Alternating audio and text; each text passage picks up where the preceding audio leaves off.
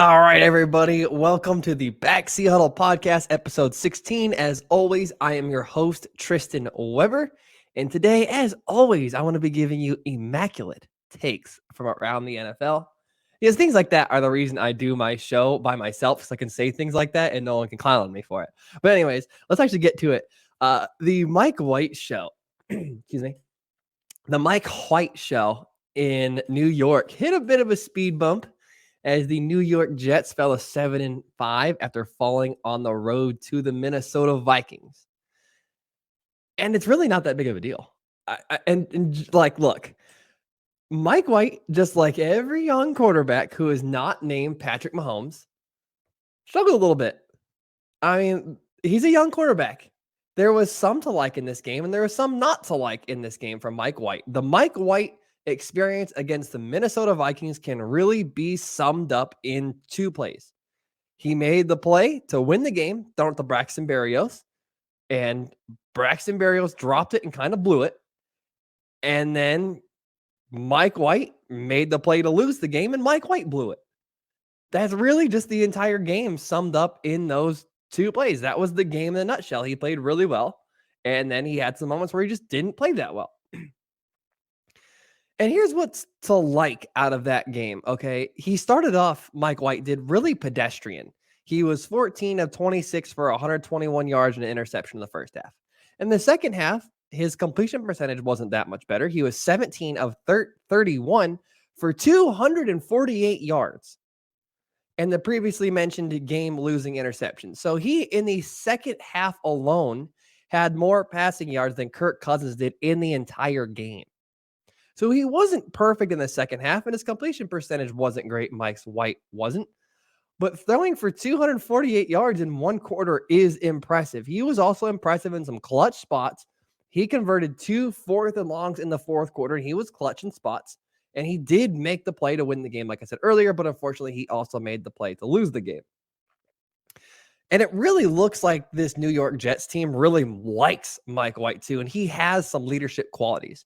So here's what his wide receiver, Garrett Wilson, had to say about Mike White after the game. This is a quote. He said, "He was out there controlling the huddle, never letting the moment get too big. It was cool to see. Looking back on it now, it's cool to think about it. I know I'd go to war for that boy. He's got something special about him."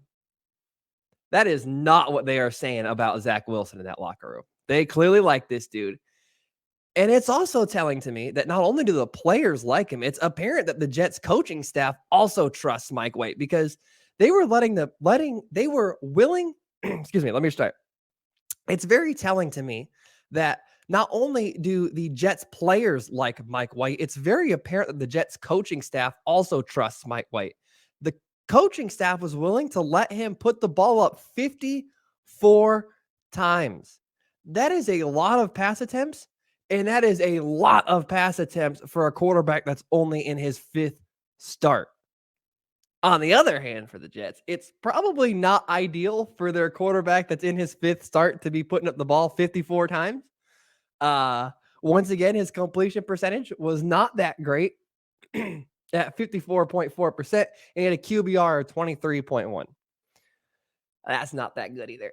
So his game overall, like I said, could have been summed up in just those two stats. I mean, you kind of got it. You hear those two things and you understand. He made some big throws, he missed some big throws, and he made some mistakes, did Mike White, which is exactly what you would expect from a quarterback out of his 5th start. Now to a couple quarterbacks who are a little bit more experienced than Mike White. The Cincinnati Bengals and Joe Burrow took down the Kansas City Chiefs 27-24. And let me ask you a question, viewer. Did we actually learn anything from this game? Like, did we actually physically learn anything? It confirms some things that we already knew, but did it actually teach us anything? Here's what it confirmed that we pretty much already knew, or at least cemented. The Bengals' run to the Super Bowl was not a fluke last season. And personally, I love to see it because the Bengals are a very young, very likable team. And maybe it's just me. I want to be able to wrap my arms around a team. Like, I want to have a reason to like them. And there's plenty of reasons to like the Cincinnati Bengals. There's a lot to like for them, and they're very easy to wrap your arms around, but it is very clear that the Super Bowl run last season was not a fluke. They're for real. Second, Joe Burrow's that dude. Oh my goodness. That throw late in the fourth quarter to ice the game on 3rd and 10, I think it was so cold. He should be at least in the MVP discussion. I don't think he should be the front runner, but he at least deserves to be talked about in that space with other MVP candidates. And third, that it feels like right now that those were the two best teams in the AFC. It feels like the two best teams in the AFC played on Sunday evening in the Chiefs and the Bengals. It just feels like it's those two teams right now. The Bills are likely going to be back in that discussion come playoff time once they kind of start to figure out their turnover issues and Josh Allen hopefully starts to get back to playing better. But right now, it very much feels like those two teams are the best two teams in the AFC. Now, the Kansas City Chiefs on the other side, I don't feel like I learned this from this game, but I feel like it did kind of cement it. The Kansas City Chiefs just aren't quite as dynamic offensively as they were last season, and that's totally okay.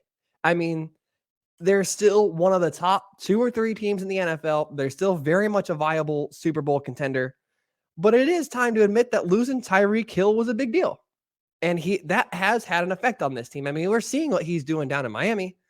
If you take that off of this Kansas City Chiefs team, it's going to make a difference in the team. Juju Smith-Schuster and Marcus Valdes-Scantling are both very good players, but they're not Tyreek Hill. So it is time to admit they're at least a little bit. I'm just going to actually, they just outright are less dynamic offensively than they were last season. However, that being said, the Kansas City Chiefs run game is actually a lot better than expected going into the season. At least for me, they run the ball extremely well in spurts, and that does feel like something they can lean on moving forward into the postseason. So kind of a trade-off effect. So those are the couple things that I learned from that game. Like I said, I felt like were cemented for me in that game. I did not feel like I walked out of that game with like, yeah, this is all this crazy new information. No, it was just things that we more or less knew that just more or less got cemented after that game. Now, lastly, because apparently this is a short show,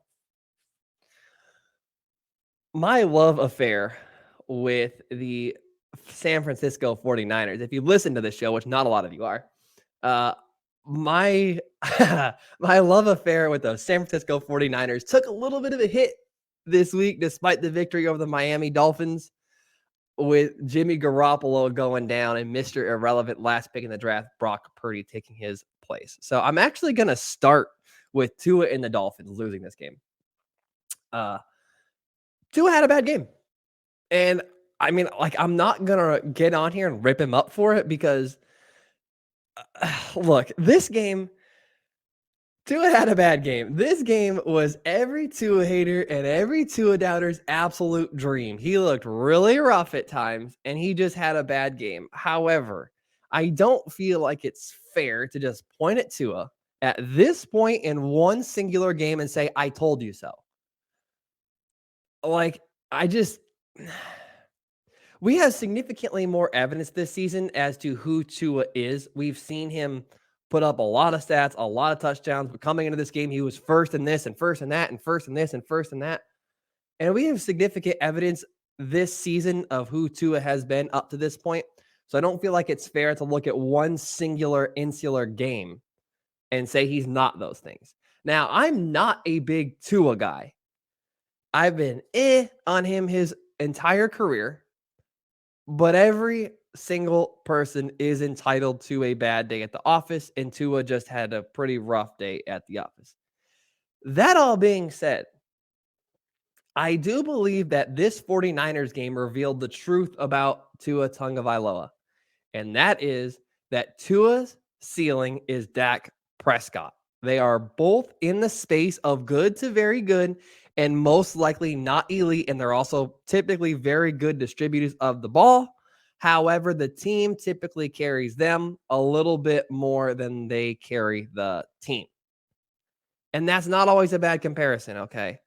But let me kind of dive into why. This season, Tua has had his best games against the 24th ranked pass defense of the Ravens, 25th ranked pass defense of the Lions, 19th ranked pass defense of the Bears, 26th ranked overall defense of the Texans, and a middle of the pack Browns defense. That sounds a lot like Dak Prescott ritually beating up on the dysfunctional NFC East season in and season out. The very same Dak Prescott that really up until this season, we have seen struggle when things aren't perfect. We've seen Dak Prescott struggle when Tyron Smith is out. We've seen Dak Prescott struggle when the running game is in there. We've seen Dak Prescott struggle with Amari Cooper before he had CeeDee Lamb.